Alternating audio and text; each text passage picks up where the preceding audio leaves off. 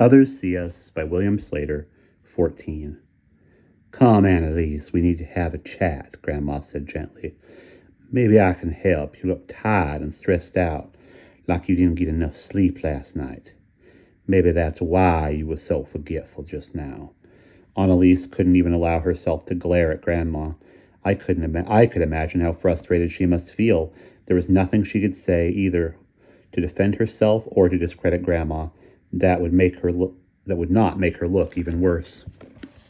Come, dear, Grandma urged her, and meek on the surface, Annalise went. Even though I couldn't let myself read Annalise, I was pretty sure she dreaded being alone with Grandma, not yet prepared for this confrontation with another reader. But to Annalise, anything would be preferable to the mystified, hostile feelings she must be getting from the family. They were beginning to think she might not be perfect.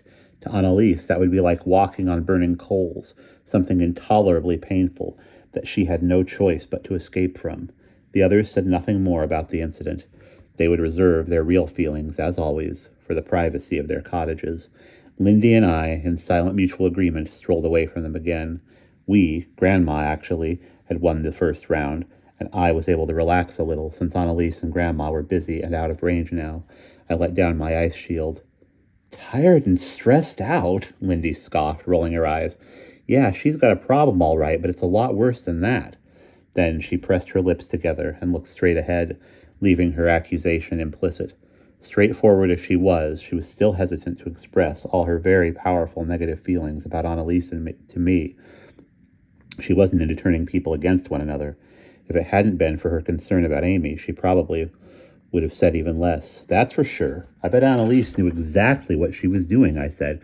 She wanted everyone to think she was a heroine. She didn't care about Amy, but Grandma saw through her. So why does Grandma come up with the stress excuse? Lindy asked me. Grandma was the one who caught Annalise, and then right away she gives her an out? I don't get it. Grandma's, complicated, I said. Lindy was smarter about people than I was. I was duped by Annalise until I read her mind. Lindy needed no special power to see through her. Now I wanted to prove to Lindy that I was insightful too. I remembered what Grandma had said last night about letting Annalise dig her own grave. Well, I think Grandma thought it was enough that she helped us all see for ourselves what Annalise did. Nobody really bought the stress excuse anyway. Also, Grandma wanted to come across as being fair to Annalise. If people thought Grandma was out to get her, then that would give Annalise an out and weaken the real ammunition Grandma has against her. Lindy was thinking I was smarter than she had realized, and that bolstered me a lot. You're making it sound like a war, she said. Is there something going on that I don't know about? I couldn't resist continuing to impress Lindy, and I felt more confident now. Well, from the changes I've noticed around here this year, I think Grandma might see life as kind of a war, like a Cold War, I mean. Like with spies, strategy, secret documents, maybe even blackmail, I hinted. Lindy pondered this for a moment. Then she laughed. You just gave me the craziest idea, Jared, she said, shaking her head at the absurdity of it. Everybody knows Grandma's always hated the Winstons and wanted that property. Then the Winstons suddenly had to sell. She laughed briefly again, but her smile faded. And the Winstons refused to say what was taken from their house, some secret thing. And Grandma and her telescope, the ATM robberies and all the improvements on Grandma's house. She gave me a funny look. Then she dropped her voice, even though there was no one else around. Is that what you mean by a kind of war? Well, Jared, you can't seriously believe Grandma did those things. Lindy was even quicker than I had expected. No, I said hastily. All I meant was, well, you know what she's like. She might imagine doing them. Lindy didn't answer, thinking hard. We had wandered past the jetty now to where the rocks began, and the only way to keep walking was to go up from the beach toward Grandma's house. I tried to squelch my intense curiosity about what was going on inside. But did I really have to squelch it? I was sure Grandma and Annalise would be so preoccupied with each other that they wouldn't notice a little delicate hidden probing from me.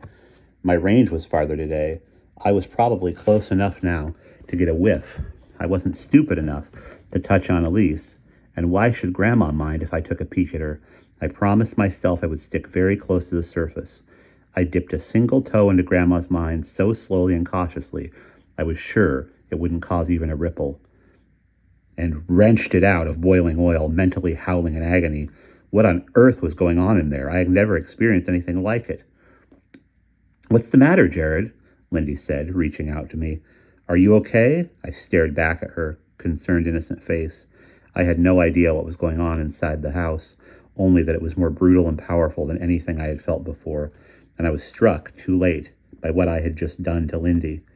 I had told her too much. Because of what I had said, she had guessed about Grandma's crimes.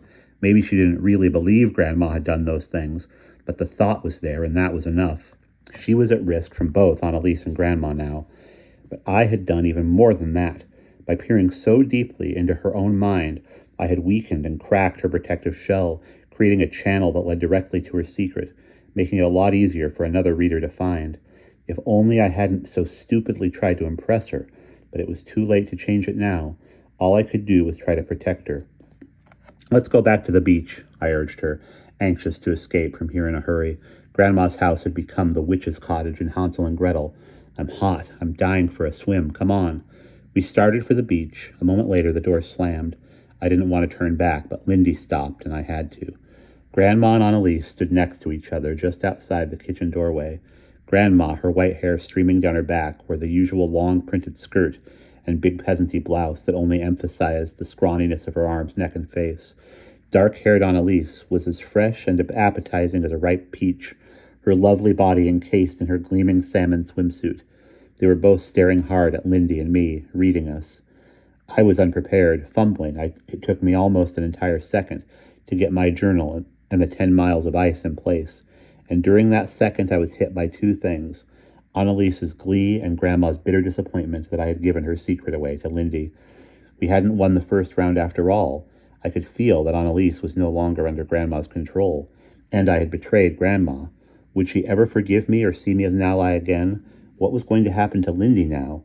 Were we in a worse mess than ever? We were in a worse mess than ever, and a lot of it was my fault. I jumped behind the shield, shakily planting my feet on the ice. "You two must be dying of thirst. Come on in and have a cold drink," Grandma said, smiling around her cigarette. "We're going swimming," I said quickly, but Lindy had no idea what was really happening, and she was thirsty and curious. "Thanks, I'd love something to drink," she said. She stepped toward the door, then turned back. "Have a good swim, Jared." I guess I'll have something to drink after all," I said. I knew I was no match for Annalise or Grandma, but I couldn't leave Lindy alone with them. And that is the end of chapter 14.